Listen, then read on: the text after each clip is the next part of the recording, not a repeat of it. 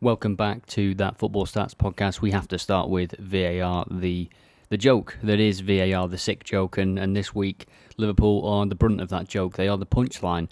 And next week, it might be someone else. If you missed it, clear onside, flagged offside by the match official, the linesman, which is, fair enough, we make mistakes. But this is why VAR has been brought in. If you've got Haaland running through or Diaz, they're blistering, aren't they? They've got so much pace. You might get an offside decision wrong.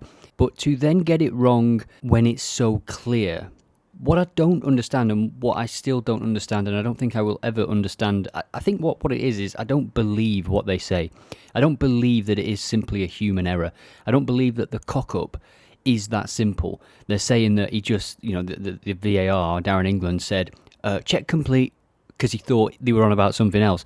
That is the worst excuse I have ever heard. And by the way, there are 4 people, a minimum of 4 people, all with refereeing backgrounds, watching the game in the same room. It is preposterous to think that they cannot get this decision right. And that is why I use the word unbelievable. It is unbelievable. For example, every person you're in the pub with, whether they're a City fan, a Tottenham fan, Arsenal, whatever, looks at it and goes, that looks onside, that one.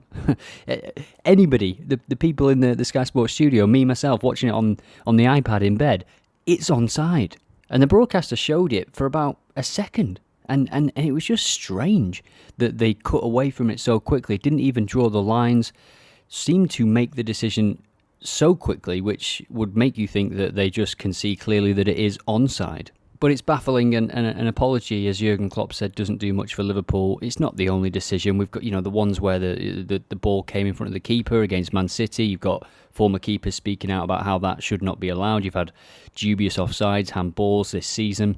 There was a news piece or a report the other day about Saudi Arabia trying to poach our referees. Please do. Take them. Have them. Because, the Premier League, we import all of these exciting foreign players. Let's start doing it with referees. Ours are terrible. Ours are shocking. If that's the standard, and they're the sort of mistakes, again, I don't believe even the statement that they've brought out. I think there's something else that has happened in the room. You heard Mike Riley, was it Mike Dean or Mike Riley? I'm not sure. Coming out and saying there was a decision where he wanted to sort of protect his friend, so he didn't say anything. He had a tough game. What if it's something like that? And again, you almost need, I think, people in there that are anonymous. Don't name them.